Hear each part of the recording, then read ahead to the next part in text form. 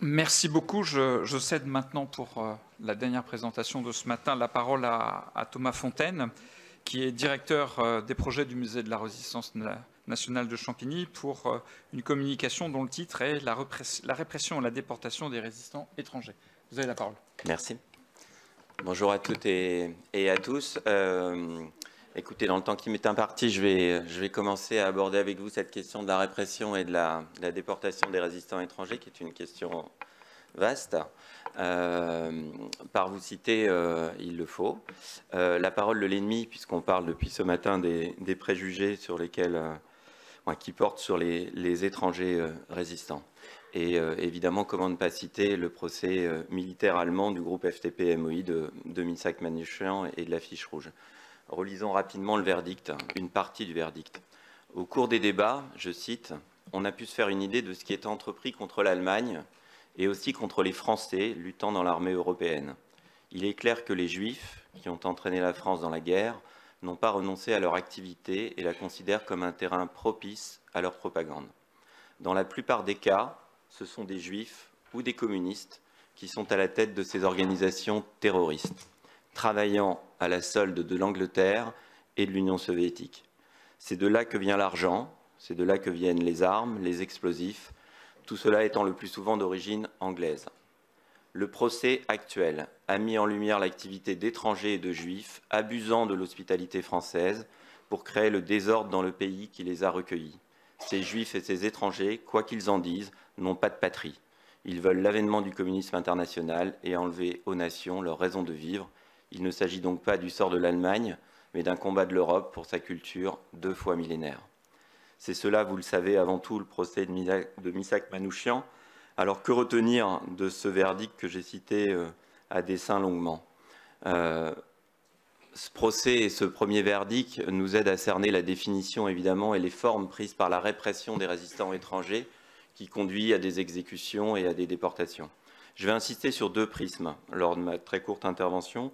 La lecture idéologique, qui, vous l'avez entendu tout de suite, est évidemment prédominante, avec un prisme évidemment très fort sur la notion, je vais y revenir, du judéo-bolchevique. Une lecture, deuxièmement, pragmatique, qu'on oublie malheureusement, en tout cas trop souvent, dès qu'on évoque la répression. La lecture idéologique prend le pas souvent sur tout, mais il y a une lecture pragmatique. Ce sont des résistants actifs qui ont été condamnés à mort et exécutés. Avec, vous l'avez entendu, des armes, des explosifs, des résistants qui ont provoqué un désordre en France occupée. Et on le verra, un grand nombre de membres des groupes armés communistes, mais pas seulement, de membres de réseaux de renseignement gaullistes également, de maquisards, ont été ciblés à dessein comme des résistants dangereux. Et ce constat, c'est le 3e point, lecture idéologique, lecture pragmatique, et il faut qu'on ait tous en tête d'emblée ce constat. Ces résistants dangereux, ces résistants étrangers ont été en très grande partie fusillés ou déportés, et vous allez le voir, pas n'importe comment, mais dans des convois spéciaux. Vous avez sans doute tous entendu parler, sans finalement qu'on les connaisse bien, les convois dits de NN, de Nacht und Nebel. Si on prend 2 figures de ce procès de la Fiche Rouge, Misak Manouchian et tous ses camarades fusillés au Mont-Valérien, Olga Banchik, déportés, mais pas déportés dans ces grands convois qu'on avait tous en tête dès la Libération, mais déportés dans ces petits convois spéciaux. Et vous le savez, Olga Banchik, et ce n'est pas un hasard, femme, étrangère, juive communiste, et exécutée en Allemagne. La condamnation à mort qui avait été prononcée contre elle a été appliquée. Alors je vais détailler vraiment rapidement ces 2 prismes en insistant vraiment sur la lecture idéologique d'abord et sur la lecture pragmatique, sans oublier évidemment un contexte plus large qu'il faut qu'on ait tous en tête, que je ne peux pas détailler, mais on est évidemment en France occupée comme dans toute l'Europe nazie. Ce prisme des étrangers ne porte pas que sur les résistants étrangers, mais porte sur l'ensemble des communautés étrangères, avec un contrôle, vous le savez, très fort. Donc n'oublions pas que, par exemple, les ressortissants du Commonwealth, des puissances ennemies, principalement anglaises évidemment, les Yougoslaves, à partir de l'offensive dans les Balkans en 1941, sont contrôlés, arrêtés souvent par les Allemands. Un contrôle de l'étranger également, évidemment, par le gouvernement de Vichy, sur les Juifs étrangers, ça vient d'être dit, sur les Espagnols, de la retirada. Ayons tous en tête également les très fortes réquisitions du travail forcé sur le mur de l'Atlantique, le nombre de camps de requis forcés espagnols notamment qui construisent les défenses nazies contre les Alliés, et évidemment le génocide des Juifs d'Europe qui vise en priorité les Juifs et, vous le savez, pour une grande part les Juifs étrangers. Alors cette lecture idéologique, il faut évidemment rappeler la lecture nazie de l'étranger avec, pour faire très court et de façon peut-être un peu caricaturale, une grande différence entre une lecture des étrangers de l'Occident et ceux de l'Est. C'est une donnée fondamentale du nazi dans sa guerre externe. Et on le voit notamment en regardant ce qui se passe en Pologne dès 1939, qui est un champ d'expérimentation de la violence de masse absolument hallucinant. Les populations de l'Est, ce sont des terres peuplées de barbares. Et sur les résistants étrangers traqués en France occupée, cette vision-là prime et ressort très souvent des archives. Juifs, élites bolcheviques, soldats asiatiques, slaves, qui utilisent des méthodes perfides, sournoises, insensibles, je cite bien entendu, imprévisibles, sans scrupules moraux, capables bien entendu de la pire bestialité. Si la norme, cette norme de l'Est n'est évidemment pas appliquée à l'Ouest, où vous le savez, en dehors de la fausse idée d'une occupation dite correcte par les Allemands dès 1940, ils n'utilisent évidemment pas les mêmes dispositifs répressifs qu'à l'Est. Gaël Hessemann notamment a même parlé d'une justice, celle qui condamne à mort le groupe de l'Affiche rouge, une justice à visage légal qui, pour être légitime, utilise des normes bien entendu différentes de l'Est. Mais les préjugés raciaux, la lecture de l'étranger ne sont jamais oubliés. Je vais vous citer juste très rapidement un extrait d'un verdict d'un autre tribunal militaire, celui de la Felkommandantur d'Épinal, le 3 décembre 1943, contre un groupe de réfractaires du STO, du service du travail obligatoire, qui ont été arrêtés pour commencer à fomenter une action de résistance armée. Il y a quelques armes qui sont retrouvées. Le juge conçoit tout de suite, assez rapidement, qu'un des deux condamnés à mort, parce qu'il va être condamné à mort et exécuté, doit malgré tout être reconnu comme un franc-tireur, même si les preuves ne sont vraiment pas accablantes. Mais c'est un nègre, si je cite le verdict, d'origine guinéenne. Et on voit là encore l'importance des préjugés racistes. Le co-accusé Adiba est un homme, et tout le verdict le souligne, un Européen, je cite le verdict, ne l'aurait sans doute pas engagé pour aucune autre tâche, vu à quel point, avec son visage de simplet, sa petite taille, sa voix aiguë, son mauvais français et toutes ses simagrées, il avait l'air ridicule à côté d'Européens, et notamment de l'ensemble des co-accusés, à l'allure tellement plus virile et au visage intelligent. Cette vision-là ne quitte jamais la lecture de la résistance étrangère, l'Est et l'Ouest, pour résumer un peu trop vite. Un des adjoints d'Honoré d'Essiendorf, condamné à Paris en mai 1941, Dornick, d'origine hollandaise, lui est salué, il est quand même condamné à mort et exécuté, mais il est salué pour s'être rendu compte que l'armée néerlandaise n'était plus en état de combattre et pour avoir rejoint, je cite, l'armée de De Gaulle. Ce qui va changer encore plus, et vous le savez, mais il faut le rappeler, dans la lecture de la répression de la résistance étrangère en France occupée, et au-delà encore en Europe de l'Ouest, c'est évidemment l'invasion de l'URSS en juin 1941. Là, on le voit très très nettement, pour tous les services allemands, militaires comme les services de la Gestapo, qui quelques mois plus tard prennent en main les rênes de la répression, le prisme de l'ennemi judéo-bolchevique emporte quasiment tout. Ce prisme devient la lecture centrale de la résistance et a fortiori de la résistance étrangère. Et s'ajoute très vite, vous le savez également, le concept de terroriste. C'est donc la figure du terroriste judéo-bolchevique qui supplante dès lors celle même du franc-tireur.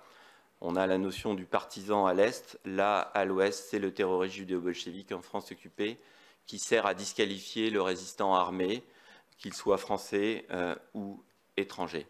Et l'action, évidemment, de ces francs-tireurs terroristes justifie une restriction des droits et une criminalisation de la résistance. Vichy, pour faire très court, on pourra en reparler, suit totalement ce dispositif, ce cadre. Il suffit de regarder à nouveau les accords Bousquet-Auberg de juillet 1942, les accords de collaboration policière, pour entendre et lire René Bousquet parler d'œuvres, d'éléments étrangers, d'agents provocateurs, et que la police française, du coup, ne fait que son devoir. Je ne vais pas avoir le temps de les citer, mais on pourrait égrener les procès. Je vous ai déjà cité plusieurs verdicts, mais des procès qui, cette fois, à partir de juin 1941, évoquent cette résistance des judéo-bolcheviques. On est au Sénat, mais on ne peut pas ne pas rappeler le procès à l'Assemblée nationale de mars 1942 contre les premiers groupes des bataillons de la jeunesse, avec un certain nombre d'étrangers parmi ces groupes, et qui sont condamnés comme des, je cite à nouveau, bandes de terroristes judéo-communistes représentant le bolchevisme mondial.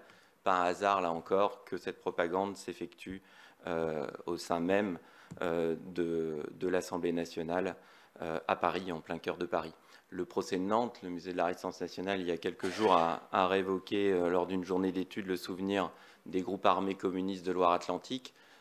42, le procès dit des 42, mais c'est 45 personnes, le plus grand procès de toute l'occupation en nombre de victimes, 37 condamnations à mort, dont 5 Espagnols qui n'ont pas été choisis au hasard, résistants et étrangers. Cette lecture idéologique, vous voyez, prime fortement sur, et on doit l'avoir en tête dès lors qu'on analyse la répression de la résistance. Mais il faut avoir en tête également une lecture pragmatique sur le terrain. Les services du contre-espionnage allemand, les services de la Gestapo, aidés par les polices françaises, du gouvernement de Vichy, traquent évidemment des résistants étrangers, mais traquent avant tout des résistants. Il n'y a pas très clairement de traque spécifique de l'étranger, en tout cas pas visé comme tel. Ce que les services allemands essayent d'arrêter en priorité, ce sont ces résistants dangereux, français et étrangers, du fait de leur rôle, du fait de leur action, de leur dangerosité. Je remets ce terme entre guillemets, qui est cité au tout début d'une des ordonnances très importantes d'Heydrich en janvier 1941, qui classe les ennemis du Reich selon leur dangerosité. J'ai pu montrer lors de mes différents travaux sur la répression menée en France occupée que ces services allemands, dans leur dispositif répressif, utilisent beaucoup d'outils répressifs à leur disposition, les exécutions, les déportations, pour réprimer, arrêter de manière radicale et en priorité les résistants considérés comme dangereux. Leur lecture de la résistance est d'abord fondée sur la définition d'une résistance armée, de membres de groupes armés. Ces membres francs-tireurs partisans sont traqués en priorité par les différents services allemands. Bien entendu, les maquisards ensuite, surtout durant toute l'année 1944, le maquisard est évidemment lui aussi tout aussi dangereux du fait des armes qu'il tient et qu'il utilise. Deuxième grande définition de ces résistants dangereux, les membres des réseaux de renseignement. Une guerre se gagne par les renseignements. Et l'ensemble des membres des réseaux dits gaullistes de la résistance nationale pour les services allemands qui permettent aux Alliés d'obtenir des informations précieuses, ces résistants, français ou étrangers à nouveau, doivent être classés dans ce groupe des résistants dangereux à réprimer en priorité. Et bien évidemment, les patrons, les cadres de toute l'armée secrète qui prépare le débarquement et la libération de la France. De 1941 à 1944, les autorités allemandes, les services allemands répressifs choisissent ces condamnations à mort, dont on a déjà beaucoup parlé, les exécutions de résistants et les convois sécurisés, dits NN, Nachtruhnebel, mais d'autres convois spéciaux composés d'une cinquantaine, d'une centaine de détenus ciblés, triés, déportés dans des lieux, dans le système concentrationnaire nazi et dans des camps spéciaux en Allemagne. Toutes ces déportations sont secrètes, sécurisées, ne donnent lieu à aucune évasion. Durant toutes les déportations, aucune évasion. Et évidemment, un ciblage des détenus, y compris dans leur arrivée dans le système concentrationnaire. Le but est à la fois au démarrage de terroriser la population française et de faire disparaître massivement des résistants qu'on ne peut pas toujours fusiller en France occupée. Dans ce contexte, j'insiste, même les organisations résistantes étrangères, exemple l'organisation Podmonica F2 polonaise, sont recherchés au même titre que les organisations françaises. Les groupes de langue de la MOI sont bien évidemment particulièrement recherchés, mais comme tous les groupes FTP, avec des membres français. Ça, c'est au moment de l'arrestation. Le prisme idéologique, et je vais bientôt en terminer, le prisme idéologique ressort dès lors que les nazis tiennent dans leurs mains ces résistants dangereux. Là, la lecture de l'étranger ressort. Et lorsqu'on regarde le cadre général, j'insiste, on s'aperçoit que ces résistants dangereux sont d'abord, donc, je vous l'ai dit, fusillés ou déportés dans des convois spéciaux, les convois NN, que les groupes armés, et ce n'est du coup pas une surprise, sont surreprésentés parmi les fusillés en France occupée, au Mont-Valérien comme ailleurs. Juste une statistique, juillet 1943, mai 1944, les nazis procèdent à 1200 exécutions de condamnés à mort devant leurs tribunaux militaires, 1200 fusillés, près de 600, un fusillé sur deux, sont des FTP membres des groupes armés. Les réseaux de renseignement sont par contre surreprésentés dans les convois de Nachtrunnebel. Et il suffit également de se rappeler de la place du Mont-Valérien, plus de 1000 fusillés, vous le savez, qui est une place centrale, puisque les principaux résistants dangereux sont interrogés par les services parisiens de la Gestapo, et tous ces résistants remontent à Paris. Le Mont-Valérien, les exécutions et les exécutés du Mont-Valérien, c'est aussi le visage de cette résistance jugée comme la plus dangereuse par les services allemands.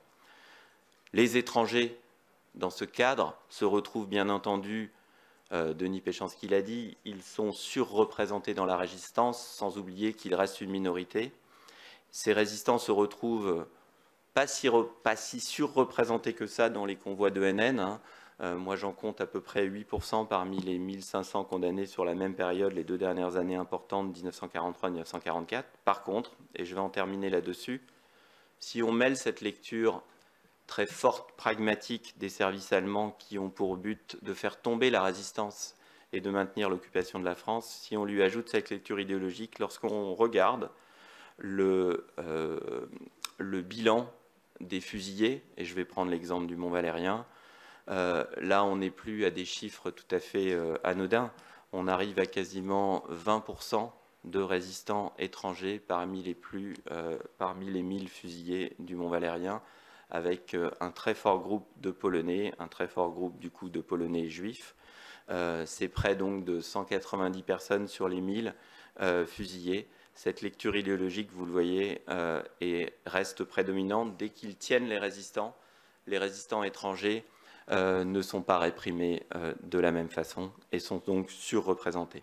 En cela, et je vais en terminer là-dessus, les parcours des membres des groupes de l'Affiche rouge ne sont pas une exception. Le parcours de Missak Manouchian, de ses camarades, ou d'Olga Manchik, Missak Manouchian fusillé, Olga Manchik déporté, ne sont pas une exception. Je vous remercie.